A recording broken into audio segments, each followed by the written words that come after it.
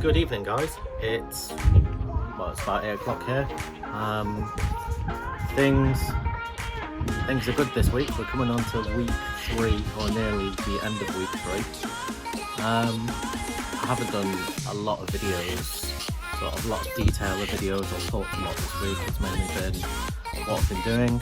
I did CrossFit yesterday. I did CrossFit twice this week. One recording didn't happen and the other one did, so hopefully you watch that one and find out what CrossFit is about and how anyone can do it as a diabetic. One thing I want to try and do with this these videos or this vlog is to answer some questions or utilise the 35 years of experience being a type 1 diabetic to hopefully give some guidance or give some tips into common problems with type 1 diabetes, and especially for people that have just been newly diagnosed, that might be worried about and overwhelmed by everything that's happening in their life at the moment. So please send me, there's a bike there, please send me any questions you may have, and hopefully I'll have a chance to cover them in a video at some point. One of the first things I'll cover is when you tell people you're diabetic, or when you're eating something and in their mind they think you can't eat that.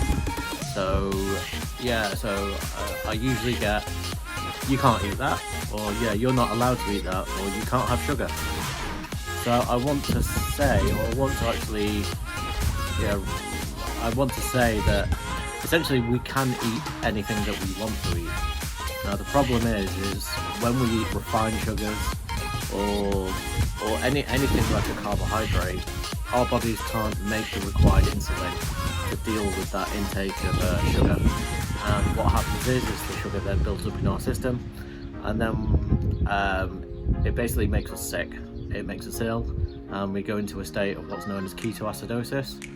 And that essentially could kill us or make us very sick. So I've been through ketoacidosis a number of times in my teenage years and also in my 20s. We'll talk about that another time. But yeah, essentially a diabetic can eat anything, they can have sugar. What they should do, or what they need to do, is then correct with a bolus their insulin. But generally, I try, there's my pump. Generally, I would advise most diabetics to try and keep away from refined sugars, refined carbohydrates, because they're just not good for you. They're not good for anyone. There's lots of calories, it packs on a lot of weight, and sugar's like a drug. Yeah, it's an addictive thing, and there is, personally for me, I would say there's no real benefit to it by consuming lots of it, sweets or sugary drinks or anything really like that. You might have heard the beeping then, and for the people who've watched my earlier videos and also noticed or are diabetic that know the Omnipod or the T-Slim, that was the Omnipod sound. At the moment I'm just waiting for my T-Slim supplies to arrive, and I've reverted back to the Omnipod at the moment, which is a good backup.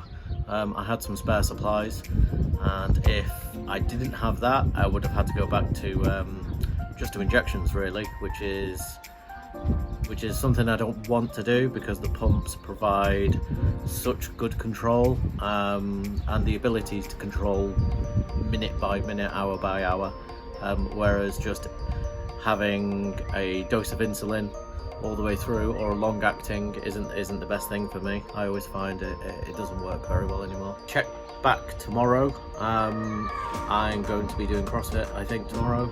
Tonight I'll be doing a kettlebell session, because at the moment I seem to be doing late night sessions. So yeah, check in soon. Speak to you soon, guys.